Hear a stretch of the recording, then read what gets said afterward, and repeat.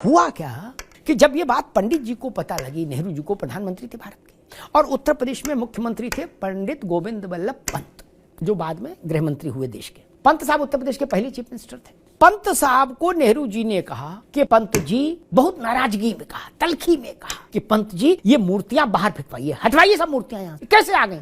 अब पंत साहब की स्थिति ये कि इधर कुआं उधर खाई। नेहरू जी की बात ना माने तो बॉस नाराज, और माने तो बवाल की आशंका।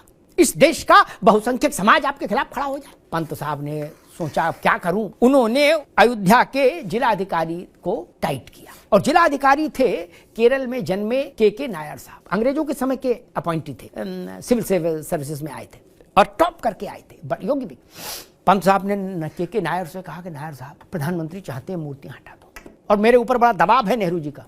पंत से नायर ने कहा कि आप अपना दबाव मेरे ऊपर ट्रांसफर कर दो, मैं बात कर लूंगा प्रधानमंत्री से, आप कह दीजिए कि डीएम नहीं मान रहा। पंत ने अपना जान छुड़ाई, बोले भाई डीएम नहीं मान रहा। भारत के प्रधानमंत्री ने अयोध्या के जिलाधिकारी, फैजाबाद जिले के जिलाधिकारी, तब तो फैजाबाद था, अयोध्या तो अभी बना जिला, फैजाबाद जिले के जिलाधिकारी के नायर को टेलीफोन पर लिया और उन्होंने बहुत सख्ती के साथ नायर से कहा कि ये मूर्तियां हटाकर मुझे बताओ, मेरे आदेश को क्रियान्वित करके मुझे रिपोर्ट करो, मैं इफ और बट नहीं सुनना चाहता, no if no but. Nair ने कहा कि ऑनरेबल प्राइम मिनिस्टर सर, मैं ऐसा नहीं करूंगा। अब आप सोचिए, नेहरू प्रधानमंत्री और वो भी नेहरू जैसा फोन पर हो और कोई डिस्ट्रिक्ट मजिस्ट्रेट ये कह दे कि मैं ऐसा नहीं करूंगा जो आप कह रहे हो। हंगामा मच गया, स्वाभाविक है, नेहरू जी उत्तेजित हुए होंगे, स्वाभाविक है, और उन्होंने कुछ कहा भी होगा नायर से। नायर ने कहा कि अगर ऐसा हुआ तो भारी दंगा फसाद होगा, रक्तपात होगा, उसकी जिम्मेदारी मेरी है एज डिस्ट्रिक्ट मजिस्ट्रेट,